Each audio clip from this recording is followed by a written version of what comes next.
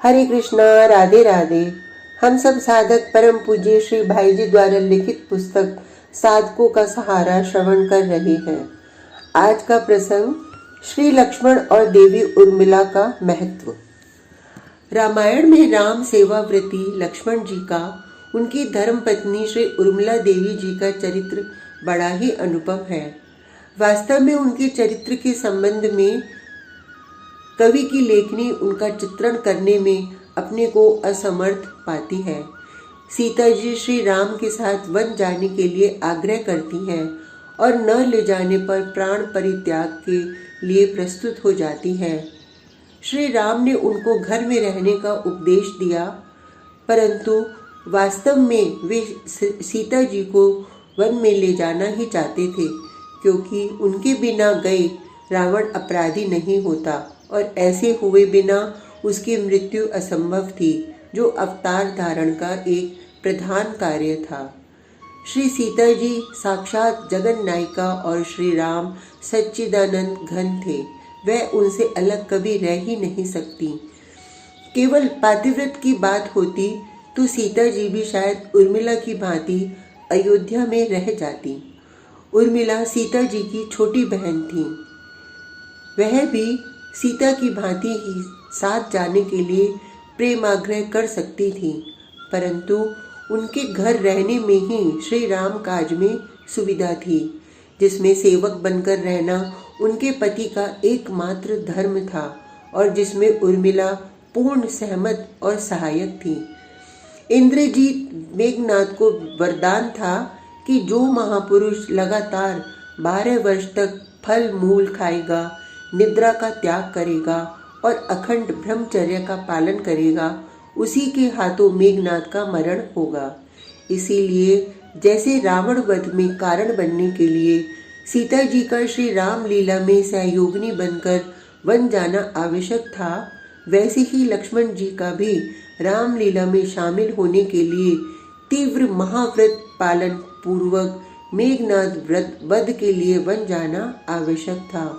और ठीक इसी तरह उर्मिला जी को भी रामलीला को सुचारू रूप से संपन्न कराने के लिए ही जो दंपत्ति के जीवन का व्रत था, घर पर रहना आवश्यक था। उर्मिला साथ जाती तब भी लक्ष्मण जी का महाव्रत पालन होना कठिन था और वे घर पर रहते तब भी कठिन था ही।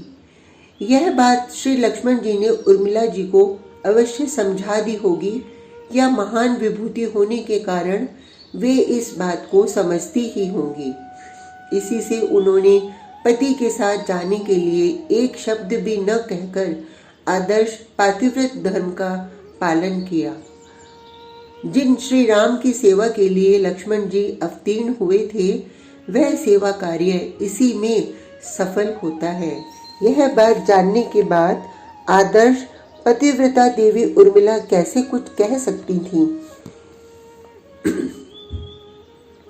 पति की धर्म रक्षा में सहायक होना ही पत्नी का धर्म है, इस बात को भी खूब समझती थी और यही उर्मिला जी ने भी किया।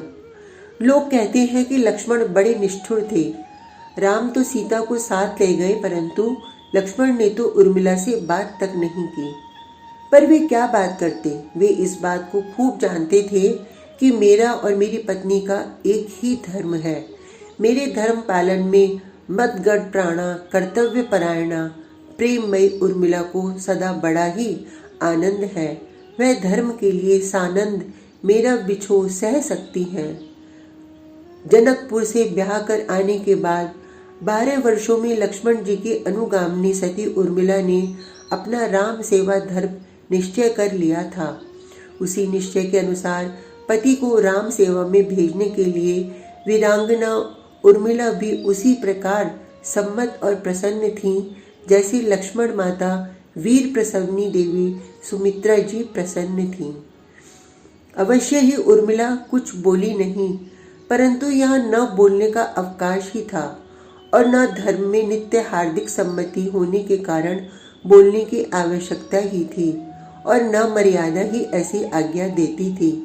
सेवा धर्म में तत्पर निस्वार्थ सेवक को तुरंत करने योग्य प्रबल मन चाहा सेवा कार्य सामने आ पड़ने पर सलाह मशविरे के लिए न तो अवकाश ही रहता है और न उसकी सहधर्मिणी पत्नी भी इससे दुख मानती है, क्योंकि वह अपने पति की स्थिति से भली भांति परिचित होती है। एक बात और है, सेवक परतंत्र होता है। स्वामी श्री राम तो स्वतंत्र थे, वे अपने साथ जानकी जी को ले गए, परंतु परतंत्र सेवा परायण लक्ष्मण भी यदि उर्मिला को साथ ले जाना चाहते तो यह अनुचित होता। उन्हें राम जी की सम्मति लेनी पड़ती। जहाँ वन में श्री राम जी सीता जी को साथ ले जाने में ही आपत्ति करते थे, वहाँ उर्मिला को साथ ले जाने में कैसे सहमत होते। और जो कार्य स्वामी की रुचि के प्रतिकूल हो, उसकी कल्पना भी सच्चे सेवक के चित्त में उत्पन्न नहीं हो सकती। इसी प्रकार पति की रुचि के प्रतिकूल कल्पना सती पतिव्रता पत्नी के हृदय में नहीं उठ सकती। धर्म पालन में उनकी चिर सम्मति उन्हें प्राप्त थी। एक बात यह भी है कि लक्ष्मण जी सेवा के लिए वन जाना चाहते थे, सैर के लिए नहीं। सेवक अपने स्वामी को संकोच में कभी डाल नहीं सकता, अतएव उन्होंने कोई निष्ठुरता का वर्ताव नहीं किया। प्रत्युत इसी में लक्ष्मण जी और उर्मिला जी दोनों की सच्ची महिमा है।